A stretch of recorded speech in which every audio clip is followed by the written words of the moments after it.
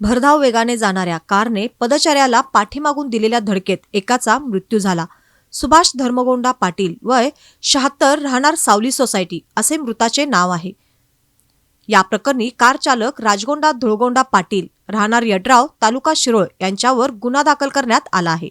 या अपघाताची वर्दी पुष्पराज सुभाष पाटील वय 45 यांनी शहापूर पोलीस ठाण्यात दिली आहे।